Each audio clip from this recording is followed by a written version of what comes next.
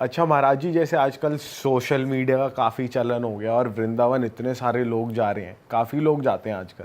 और ज़्यादातर होता है कि वीडियो बनाने जाते हैं या मतलब कोई भक्ति भक्ति के लिए बहुत होता है कि बहुत लोग नहीं जाते। तो आपका क्या टेक है इस चीज़ में कि लोगों को ऐसा करना चाहिए या फिर क्या कैसे रहना चाहिए लोग? देखिए, मेरी एक चीज़ ऐसी माननी है, मुझे पता है कि एक्सपेक्टेड आंसर सबका ये होता है कि इसलिए मत जाओ, रील के लिए मत जाओ। पर मैं इसमें थोड़ा सा अपना विचार अलग रखता हूँ। मेरा ऐसा मानना है, क्योंकि सबसे जोरदार फोटोग्राफी पे पोज तो मेरा खुद ठाकुर जी देता है। कोई फोटो खींचना है तो 1 नंबर का पोज देता है, तो हमको मालूम है। तो मैं ये कैसे मना कर दूं कि भाई तुम फोटो मत खींचो? देखो, पोज दे दिया भगवान ने। फोटो खींच गई।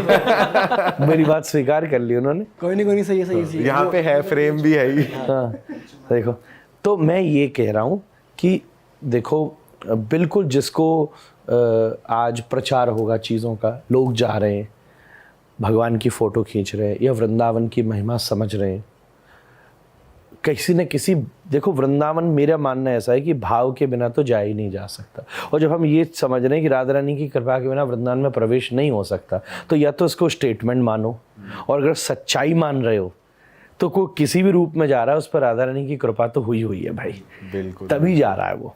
रील बनाने के बहाने से ही जा रहा है, चाहे उस बहाने से जा रहा है, परमिशन मिली है तो कुछ वो जा कृपा रहा है। ये बात तो हम, या तो हम इसको केवल ऊपर ऊपर का स्टेटमेंट माने, और अगर असली चीज मान रहे हैं तो फिर तो भाई राधा रानी की कृपा हो रही है तभी। पर एक चीज और होती है, वृंदावन भी एक होता है बाहर का वृंदावन, एक होता है अंतरंग वृंदावन, जो उसका रस पक्ष है, जो उसकी गंभीरता है।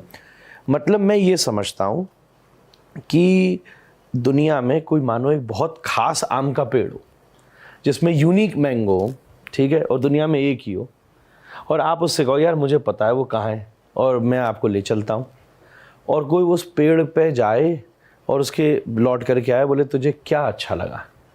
बोले यार मैं उसके नीचे बैठा और थोड़ी देर सो करके आया, बड़ी अच्छी हवा चल रही थी।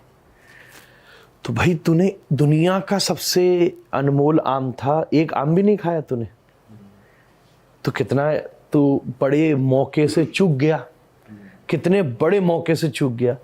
तो मैं यही दृष्टांत देके या एग्जाम्पल से आपको समझाऊं को वृंदावन गया तो वहां ये संभावना थी कि वो घूमते फिरते कृष्ण को देख सकता था।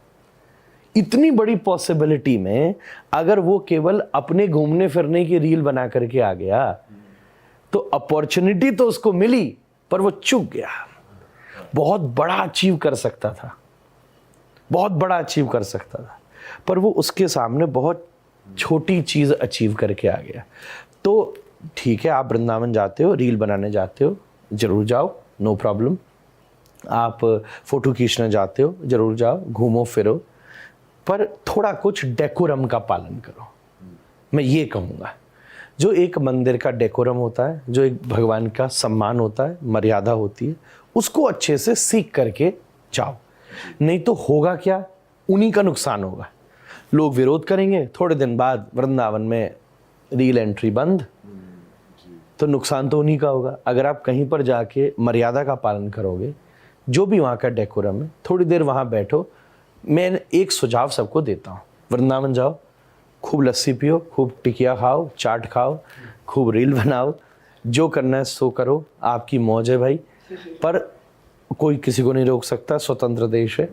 पर थोड़ा सा काम किया करो, जो रील बनाने भी जाए किसी एकांत जगह, यमुना के किनारे, किसी पेड़ के नीचे, किसी ठाकुर जी के सामने, किसी संत के सानिध्य में, चाहे 5 दिन की यात्रा में 5 मिनट के लिए ही बैठकर वृंदावन की हवा, वृंदावन का जल, वृंदावन की माटी, और बैठकर थोड़ी देर भगवान का नाम, ये चाहे 2 मिनट भी आप लेकर के आओ, तो मुझे ऐसा लगता है कि एक गया ज्वेलरी की शॉप पर और वहां से वो स्टील की कटोरी ले आया